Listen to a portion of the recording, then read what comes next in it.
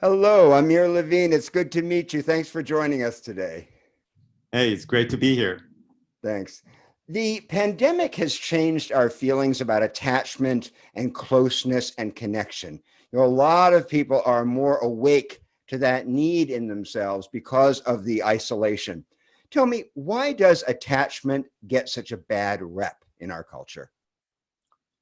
Well, I'm hoping that by now it gets less of a bad rep than when I wrote the book several years ago, quite a few years ago now, because that was one of my missions, is kind of like to really explain people that that whole idea that we have to be independent and that we have to rely on ourselves. It just doesn't really coalesce very well with our biology. It's a good idea, maybe. It's nice to think about not having to depend on other people, but our biology, we're not built that way. In fact, we're built to be very intricately involved with other people. We need other people, they need us. And there's really, if you think about it, we hardly do anything alone. And even if we're sitting and thinking, oftentimes it's a conversation, and sometimes it's a conversation with other people. So we're hardly ever alone. Right. Is it true that the default network in the brain is all about relationships? I think for sure, especially for humans, if you think about, I mean, we're not particularly a strong species physically, yet we are able to inhabit almost any place on this planet, including very harsh weather. And part of that reason is because we can collaborate with other people, and we can sort of find ways to protect ourselves with other people. I have it was just one of my patients that he's having some problems with his girlfriend. I sort of oftentimes, I tell people to text me in real time in the treatment, and I can talk to you about that, why that is. And part of it has to do with the fact that I'm also a child psychiatrist. So I told him, text me in real time, because part of what I do is I do what we call secure priming. Like, they get so upset with each other, and it's enough I can just say a sentence or two that does secure priming, and it can revert it to a more secure stance, and they do much better. But then his girlfriend said, why do you have to text him? Can't you just deal with it on your own? And I said, but that's such a myth of dealing with things on our own. We never deal with things on our own. And Mm-hmm. one of the most powerful ways of regulating emotional distress is by forming a connection with someone that we're securely attached to. It's Mm. more powerful than any Xanax or any pill that you can think out there. It can take all but a few minutes of talking and reaching out to someone that we connect with securely to do that. But at the same time, one of the most powerful generators of emotional distress is insecure relationships. Right. So really, attachment is the basis of both suffering and healing from suffering. And that's Yes. why I think it's so important. Yes. Yes. You say that half people are securely attached, general 55%, and that the others are sort of split between anxious and avoidant attachment styles. Tell me, why do those anxious and avoidant styles get better with age? I thought that was fascinating. Oh, isn't it really fascinating? And that's part of what I really like about this whole field. Because I think it's very, unlike looking at pathology, the whole attachment field doesn't come from the medical model where you study about what normal is based on pathology, but it rather is a more developmental, it takes more of a developmental stance. It has its root in developmental psychology. So attachment you don't really think in terms of what's healthy or sick, or what's healthy and what's not healthy. You think more in terms of, is it working for you or is it not working for you? Is this effective or is it ineffective behavior? And so I think what happens if you give people a chance and they can learn what's more effective, it's such a powerful experience. And that's why I sort of tell people to engage with me in texting in real time, because you can teach them a small yet super effective way of interacting with their spouse or their significant other. And it really takes it on a different trajectory.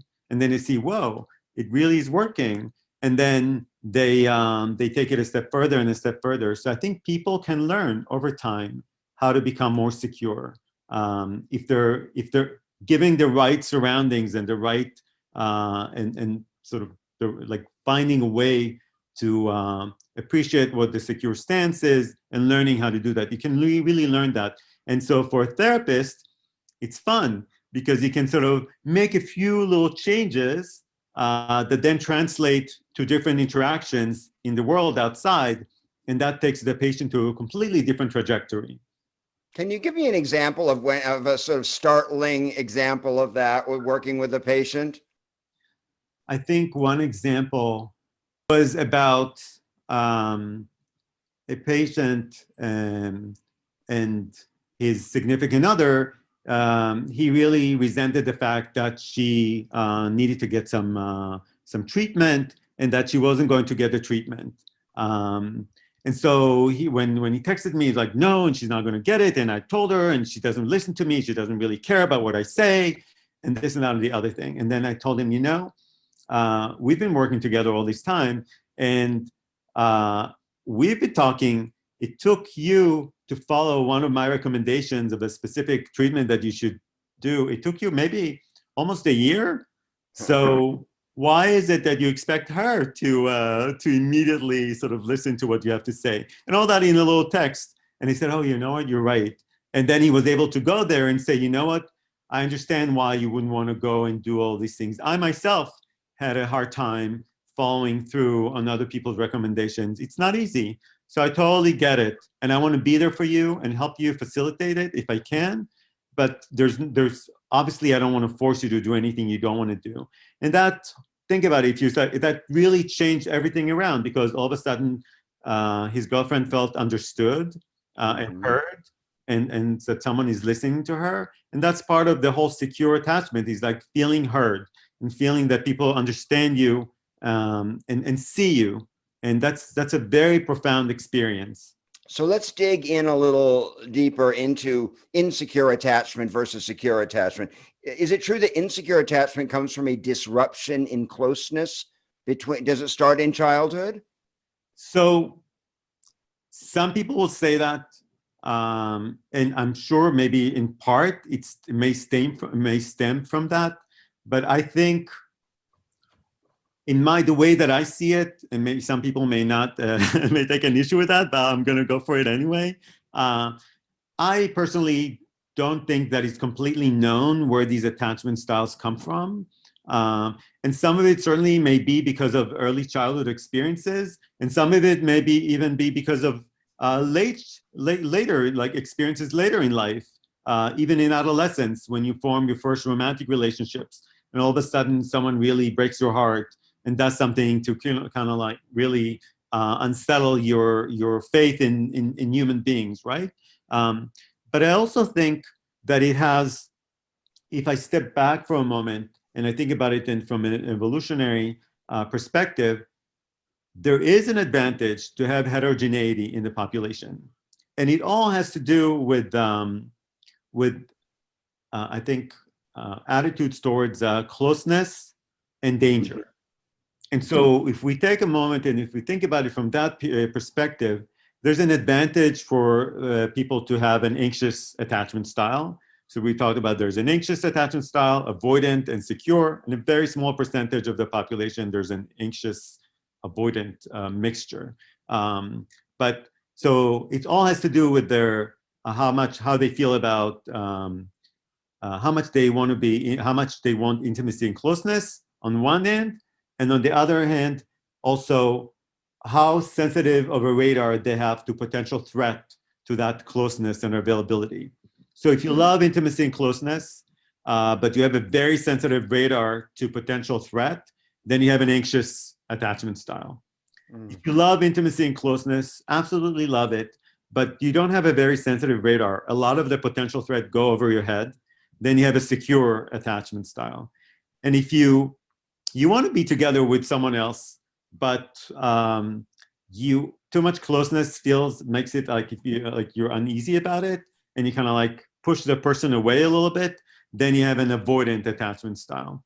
So it's very simple, and I think there's an advantage of having someone being hypervigilant about let's look at COVID-19, at the pandemic now. So some people, they're very anxious to potential separation, or they would say, no, we have to really stay at home and not go anywhere. And it may be annoying. And I've had several patients where there was a differences between the spouses of how much they thought they should hunker down and be careful, and how much they should like wear masks, not wear masks, go places, not go places. But if you have a very, very vigilant person with you and you comply to what they're saying, then it can be all the difference between life or death. So sometimes there's an advantage for having sort of a high alert system in place, and sometimes there isn't. And so it's good in evolution to have a heterogeneity, that you have a certain portion of the population that's more sensitive to potential threat, and others that are less sensitive. And it's also good to have some that like more closeness and some that like less closeness. And you see that play out throughout the whole phylogeny. You see it in even very, very simple organisms, like even in C. elegans, which is like a small little worm that we love to study in neuroscience because it has a very large nervous system and relatively simple. And even in C. elegans, you have two types of feeding behaviors: then aggregate feeding behavior and a solitary eating behavior. So if you put like some food there, all of a sudden those who aggregate, you see like a big pile of C. elegans sort of all coming, swarming to sort of get the food. But then there's a certain segment of the population, I don't know, I can't remember what the percentage is now, that are solitary. And you see one coming over, the other one goes the other way. And it's chemotactically, they reject each other chemotactically. And there's one gene that you can actually change, it's a single mutation. I think you can change that gene, and you can convert sort of aggregate feeding behavior to solitary feeding behavior. And you can see that there's an advantage for that, because if there's a lot of food, you tell everybody to come, and so there's an advantage in the aggregate feeding behavior. But also then, like if there's, it also is a perfect, it's like a perfect scenario for a slaughterhouse, right? All of a sudden, like someone comes there, it's like they find this. So there's an advantage of having the solitary, because if there's a predator, they're not gonna get eaten. But there's also an advantage of telling everyone that, you know, hey, there's food here, let's have a feast. So I think it's a very basic principle that runs throughout biology and phylogeny. So it's not all, I think, only of how we're being treated as children. I think it goes much deeper than that. That's so fascinating. It flies in the face of Winnicott and the whole idea about the mother-child connection, and that really determining the blueprint of, you're saying that certain children come in with that, even without the maternal connection. They come in more anxious or avoidant or secure. I think so. And there's some research to suggest that it has to do also with a certain temperament or a certain predisposition. So I'm not really, I'm not to say that I'm sort of saying that everything that that Winnicott and other people said is wrong. I'm just saying that I think it's more complex than that. That there is certainly some preconditioned genetic stuff. There's stuff also about the environment in utero that can have an effect. There's multiple levels. It's so complex, and it all has to do, this whole social organisms are very, very complex organisms. And it's, we're just starting to understand some of the complexities that are involved. So the parents, the mother or the caretaker doesn't bear the sole responsibility for whether her child or his child is able to attach or bond later on. I don't think so. I think that would do I think our ability to also, and you can see also, even I think when you look at children's attachment styles, they differ between different caregivers. We have a much richer repertoire of attachment than people can think, but I think there's some baseline of, whoa, I can identify danger more so than someone else. Or other people that are more secure, it's like, oh, it's like, I don't really see the danger. It's not that they're like better than the other one. It's just a matter of like how the radar, how it's calibrated for danger or not danger. And that's what gives us, the same person, the ability to be securely attached to one person and anxious or avoidant with someone else.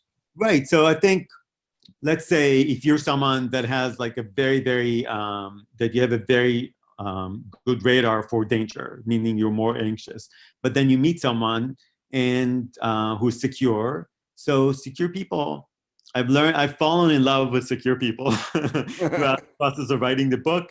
I think before that, I took it for granted. I didn't really notice that those are the people that always call when they say they'll call. They always show up when they say they'll show up. They're not late. They always reply with a text or they send back the email. Things go easy with them. You know that you're always welcome. It's just like we all have these people in our lives. If you think about it, I'm like, hopefully we all have some of these people in our lives, but we tend to I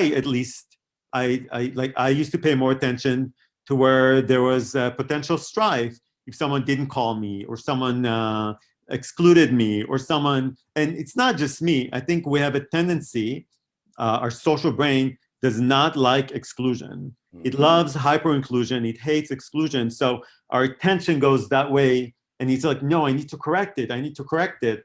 And part of what I try to teach patients and also when I supervise mental health people, psychologists and social workers, is to try to teach people to shift their gaze and focus more on the secure people in their lives. It doesn't mean that you have to not have the insecure people in your life. It's just a matter of like turning down the volume on insecurity and turning up the volume on security. So basically, yeah, I mean, people that are secure, it's just that they don't see the danger that much, and it makes it much easier. It's a much easier way of living, but as long as the environment is truly not dangerous. One of the examples that I like to give is a patient of mine in 2008. And I'm so like, where is she now? Because who knows what's going to happen? And you'll see what I'm talking about. She woke up at 6 a.m. sometime in 2008 and sort of shook her husband, woke him up, and it's like, I have a bad feeling. You have to sell all of our stock. And she's like, she wouldn't leave him alone. It took about a week. He liquidated all of their stock. And then about a month later, the stock market crashed.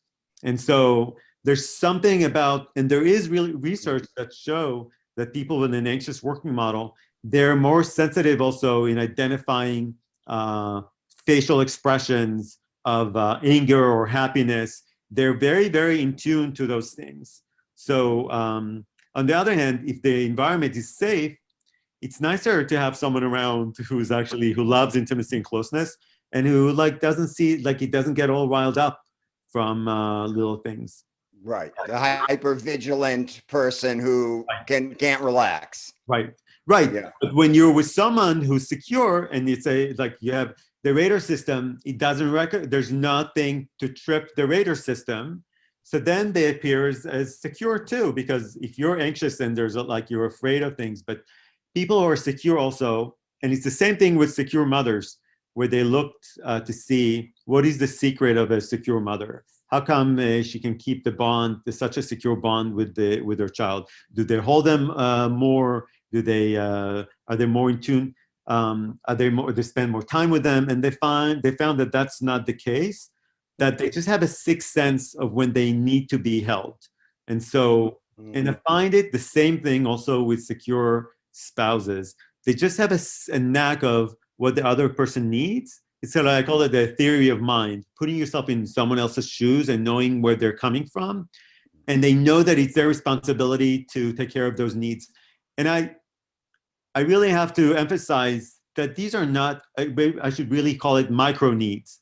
Because this system, it's not about the big needs. It's about small little things. That's what I try to teach people. It's about micro needs. It's more, if you learn, it's a radar system. So it doesn't care so much about huge gestures. It cares about the small little things in life. It's like, if I text, when am I going to be texted back? If when we all know it, we all kind of have this surveillance in our head, and we all notice it, and we all derive pleasure from when people respond to us quickly. It's always like, oh, wow, how come he texted right back? We all like that. There's something in us that it's that radar system. So if we learn how to do that, and that's why it's also so helpful, because people think, oh my God, it's so much work. But if you learn how to do it, if you learn how to listen to that system and how to keep it quiet, and it doesn't take much, then your work is cut out for you. Mm.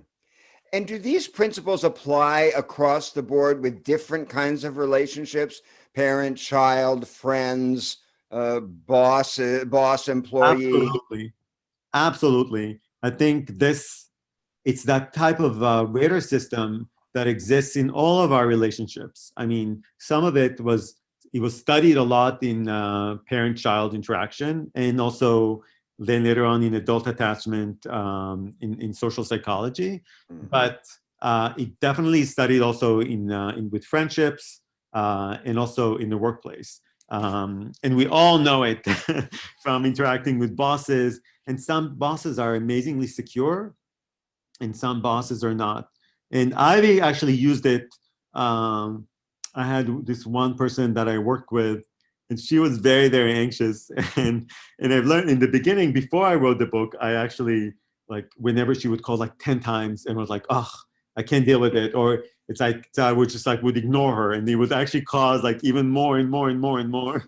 And then I learned that it's better to actually preemptively call her and talk about things, and then try to actually preemptively be attuned to what she might need, and that caused everything to flow much more smoothly. And actually, we were able to work really, really well together. And if I hadn't really learned that trick of how to sort of keep the other person's attachment system not think that it's in danger, I don't think we would have done so well together. Mm.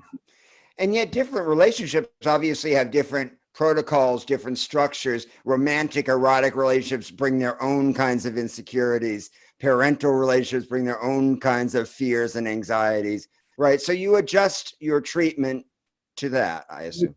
But there's certain principles that really cut through all of these. And one of that is that need to feel included and belong. And when was it? I wrote, because now I'm writing another book, and one of them I wrote an example about, suppose you've been working on this project for 2 years, and then you find out that your boss is holding a meeting, and he didn't really invite you to the meeting. How would you feel? And so if you're anxious, or if you're avoidant or secure, you'd feel very different things. So I told it to a friend, and immediately he jumped, just like, oh my God, that'd be terrible. And that exactly happened to me. So people really relate to that. And so, but and it depends, right, on the relationship that you have with the other person. Right. He immediately went to this idea of like, oh my God, that means that like he's trying to take it away from me. He's trying to exclude me. He's trying to take all the credit for himself and all the work that I've done.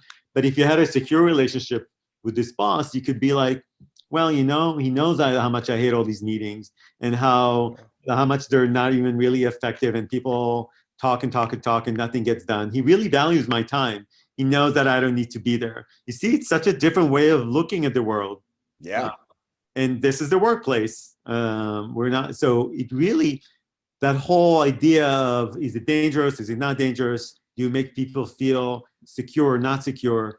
It really cuts through a lot of different relationships. It takes on a different flavor, but a lot of the same principles are the same.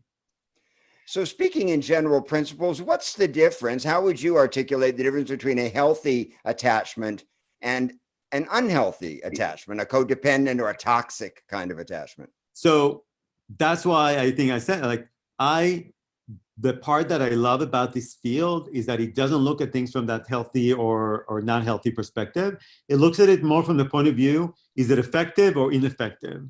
Because my two mentors are this power couple in the university. One of them is won the Nobel Prize, and his wife are both professors at the university. They're like that. She calls him, I think they're older now, but when we were working together, she would call him every 2 hours at the office. their offices were in adjacent buildings. They would always come to the building to come to work together and leave together. She would make sure that he has enough time during the day. She would call the secretary to make sure that his assistant, that he has the slot allowed for him to go swimming. And if they took it away from him or he decided, she would give him a hard time. They would be like, someone would say they were completely codependent, but the truth is it really worked for them. They achieved, obviously, she was in, they worked really well together. They both were very, very like super highly achieving in their fields.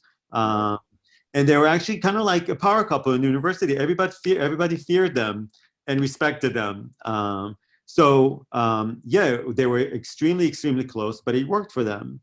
So that's why it's either effective or ineffective. I look at it more from that perspective. Is it working? So there are no rules. Excuse me. What did you just say? Sorry. It's either working for you or not working for you. The rule is it effective? Meaning, and this I think is a very important principle. The idea is this whole, especially in a romantic relationship, but again, it all carries. It's true in many other. You have to think about this whole idea of relationships and feeling connected. It's a safety mechanism. That's how humans feel safe. We don't feel safe because we have a lot of money in the bank. We don't feel safe if we have an expensive car. We don't, because that's not the whole safety mechanism when it was formed. We didn't have all these things. We feel safe through other people. And so, and not only us, also animals. Like if you look at dogs, I love to bring dog examples because they always, it's such a good way of looking, seeing how how attachment works and how it relates to safety. But so really good relationships, effective relationships, because I don't want to give it a good or a bad. I want to leave that out. Effective relationships are relationships that you don't really think much about. Because they're there and you feel safe and you know that the other person is there for you. So it enables you to feel, whoa, I'm safe. And then and then it kicks in the exploratory drive and you start looking out into the world and you want to create and you feel that someone has your back so you can go and be more brave and try new things. And that's what really good relationships are, effective relationships are about. So in any kind of way that you can look at it, in romantic, in friendships, in the workplace, when you have that, people achieve a lot. And that's kind of like the function of effective relationships. That's so fascinating. It turns the whole thing upside down because we're taught to train ourselves to have a healthy relationship, as if we know what that would be before we know who it would be with. Right. I think so. Yeah, exactly. And I think it's more about finding a way to, it's finding someone who can, like in that example that I gave you, that can see you and that can see what you need and kind of like meet your need, those micro needs, even before you ask for them. And it takes talent. And that's why I told you that I learned to fall in love with secure people, because they have that talent, but it's so underappreciated in our society because people don't even realize that it's there. They do it really seamlessly. And psychiatrists, and so we often don't see people that are secure because like they don't come to therapy. They don't they like are busy having their good lives, their happy lives. And so it's kind of like it goes under the radar, but these relationships do exist. And in fact, they're very, very common. There's so much of that in the world. And I feel, and it's very, very rewarding to help people find that in their own private worlds. And I do it both I teach therapists how to help other people attain that. And then also I teach my patients how to attain that. And when people do, if you think about it, maybe people come twice a week to psychotherapy. It's just like from the whole idea of the social milieu, it's just a drop in the bucket. But if you can take those hours and teach them how to change their milieu and transform it to a more secure milieu, then you're setting them up for success, because then they go out there and they have all these secure people around them that can really listen. It's very healing. Can listen to them and they really care about them. And for some patients who are only used to insecure interactions, initially it's like being in a scary, unfamiliar, foreign terrain. It's like they don't even know how to deal with it. And like, are you sure? Are you sure danger is not coming from here? Are you sure this behavior is not danger? And it's like, trust me, it's not danger. You're just not used to it, but you'll get there. And so, and then when you give them the reassurance after a while, they say, wow, well, maybe there isn't danger around. Oh, wow, and it just actually feels kind of comfortable. And you see the transformation. Another counterintuitive point in your book is about the need to love yourself before you can love someone else. I mean, that's such a cliche, but you don't seem to go along with that. No, because I don't really, I think partly because of everything that I told you, because I see how much, and I think I've seen so many examples of that even before I ever became a therapist. I think the first time I saw something like that was in high school, where with me and Rachel, who my co-author, we were really best friends in high school. And we had a friend who was terrible self-esteem, had a lot of eating disorders, hated the way she looked, he had eating disorders and like depression, anxiety, really did not like herself at all. And then she met one of our other friends who simply adored her. He worshipped the ground she walked on. It was beyond belief. And they were together for a while, and with time, you can see her really transform. She started to feel like he gave her so many compliments. He loved the way she looked. You can see how she was transformed. And so I've become to really believe in the transformative power of love. And so the idea that you learn to love yourself, I just believe that we're very, like the same thing that I told you in the very beginning. If we find a secure, like a secure, and it's true in the small interactions and the bigger interactions. The most powerful way of regulating emotional distress is by proximity to someone that we're securely attached to. Right. We're social species, and it's more powerful than anything we can imagine. Our brain is just built for that. And we need that message in a me, I culture that's so solipsistic and self-absorbed, and it's just not, I'm sorry, it just isn't our biology. Our biology is such that when we meet people, and that's also the difference, people don't realize there's a physiological difference between being apart and being alone. And when you break up with someone, you are really living a physiology of being apart. People say, well, why can you be alone? Why are you not happy being alone? Well, I have to say also that I think being alone is stressful to our physiology.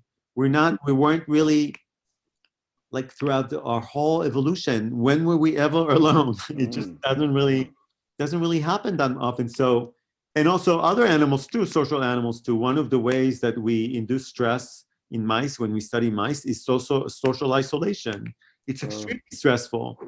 So I think that whole idea of learning to love yourself before you can have someone else love you is so misleading and misguided, and really prevents people from knowing that the trick is to find the right people to love you, to give you secure love, that then you can prosper and evolve and then give love back and love other people. You see what I mean? I do. So the idea of that you have to take care of your neediness before you can bond or before love is possible, you think is questionable. But also, I mean, let's think about it for a moment. How do you learn to love yourself? So what do? You go to therapy, but then you don't learn to love yourself by yourself. You're working with someone else. Yeah. So there you go again. You have a relationship with someone. You learn to love yourself by going to talking to a friend. How do you learn to love yourself on your own? I guess, I don't know, if you sit and meditate, okay, that's fine. But eventually you're going to have to interact with someone. Right. That whole thing about neediness. And so that goes back to and that's part of what I'm trying to sort of really teach people now. And that's part of like the new book that I'm writing now is also about that, is really teaching people that the system is actually doesn't really need a lot to feel safe. And that's what most people don't understand, especially avoiding people, because it's so scary to them. It's like, oh my God, I'm gonna drown in that need.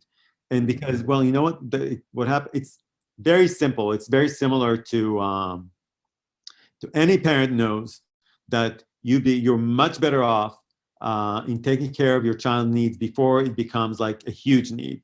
It's better to, if you see that they're getting tired, you want to put them to sleep before they become so tired that they're cranky, and then it's harder to put them to sleep. If you want to make sure that they're not super hungry, because if they're super hungry, you're going to feel it. The same thing here. You want to identify things early on and take care of them before it sort of gets out of control. But that's what a lot of people in our society don't realize. They think, no. You have to take care of your needs and I have to take care of my needs. But that's not our biology. Once we become a dyad, once we form an attachment with someone, our autonomic nervous system becomes dependent on them. Things that we don't control, they control. Because the quality of a relationship can affect people's blood pressure and breathing and heart rate, their sleep, their immune system, so many things that we don't control now that sort of common physiology controls. So it's a really nice idea to think that we're all going to stay independent of each other and not really care what the other person does or does not do, but it just doesn't hold up. It's not our biology. I'll give you a small example, and that's not from a romantic, like a couple. And I love it because it's all COVID stories, right? Because now we have to go and sometimes stay with other family members. A couple that has, I think they have like 4 kids, and they're all young.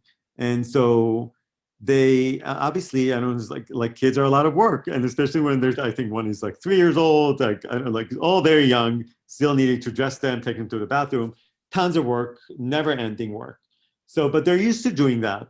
But now they went to stay because of COVID. They were living in Manhattan. They went to stay like with their father-in-law in like in a rural area in a huge big house. Now they have to do the same kind of work that they're used to doing, but the father-in-law is sitting on the couch watching TV while they're running around, not doing anything.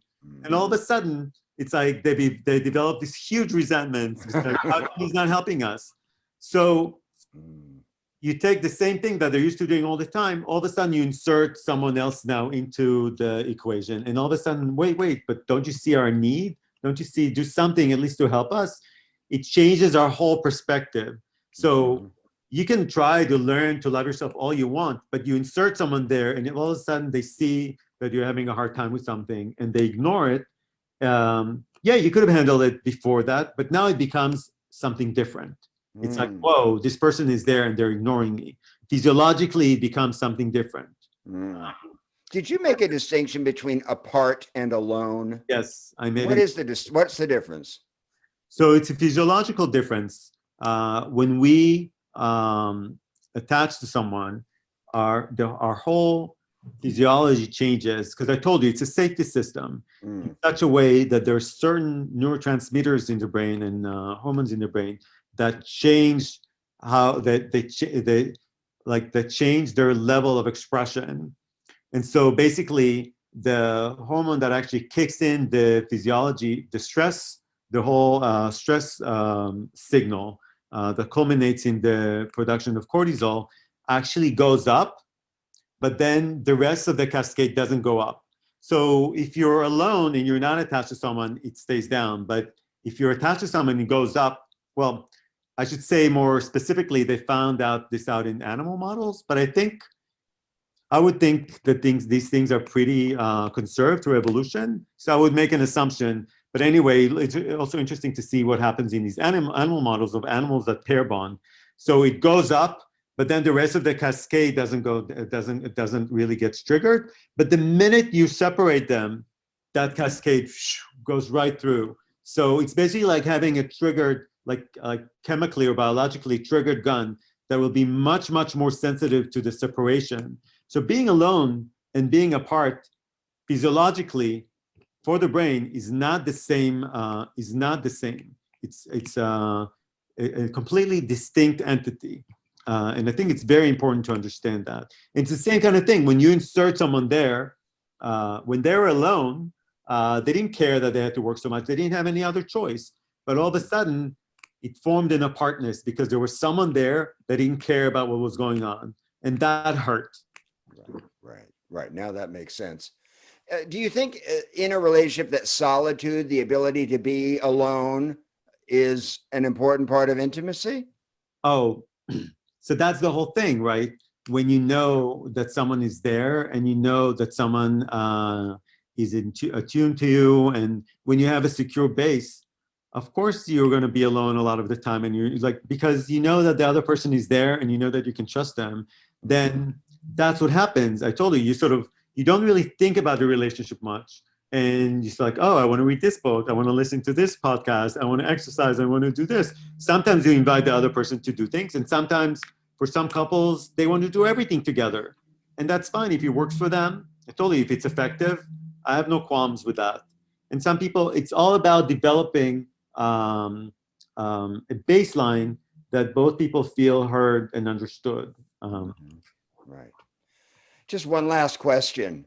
Now, if you could give folks one piece of advice about attachment and trusting their physiology, what would it be? The one thing that I would say that sort of relates, there are so many different things that I could say, but the one thing that I would say is to really, that's what I've learned. I think the biggest take-home message from the book, I've learned to really appreciate the secure people in my life, and to really find a way to give them more attention, foster those relationships more, turn up the volume on those secure relationships, because that can be really transformative to our brain, to have all those small interactions with secure people. That makes sense. Can I ask you one quick question? Of course. Okay, I'm really interested in this. I'm interested in the balance between heart and mind in love and in relationship. We have this cliche about trust your feelings, but is that always a good idea? So now this is the whole topic of the book that I'm writing now, because it is there to make it'll be like it is and it isn't. So it's like and that's why I'm writing this book, to give you a blueprint of knowing which feelings to trust and which feelings not to trust. And I think, and that's basically what all this a big portion of this next book is about. It's about, actually, a lot of it is about it's kind of like the prequel to this book, because it's about what happens. It takes time to attach to people and to feel attached. But then when we meet people that we are into, especially in a romantic setting, there's that big initial spark that happens. And so how do you know if that spark is going to lead to a good match or not a good match? So that whole idea is like, there's certain things that you need to trust, and there are other things that you need to actually test and see whether you can trust it or not. So it's not a simple answer. But that's why there's going to be a big portion of the book is going to be dedicated to that, and kind of try to guide people through it. Because feelings run amok can ruin a connection. Definitely. I mean, I think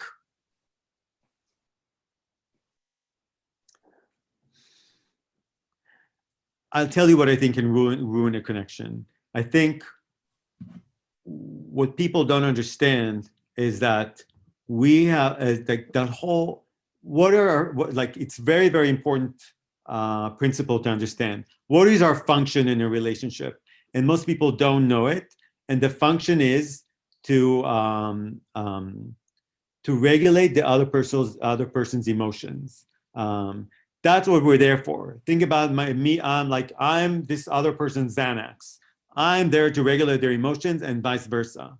And so when there are a lot of really difficult, hurtful feelings in a relationship, I think that something is off in the diet, because secure relationships are not about that. It's about smooth sailing. It's about, yeah, here and there you have difficult moments, but it's not about constant, like really difficult emotions. If that happens, something is not working right. That whole relationship function is misconstrued, and it needs to be realigned. There's a malalignment in the bond that doesn't allow this sort of mutual help in regulating feelings happen. Mm-hmm. It's so fascinating. I could talk to you all day, but I just want to thank you so much. It's great to meet you, and good luck with your new book. Thank you very much. Thank you, Amir. Bye.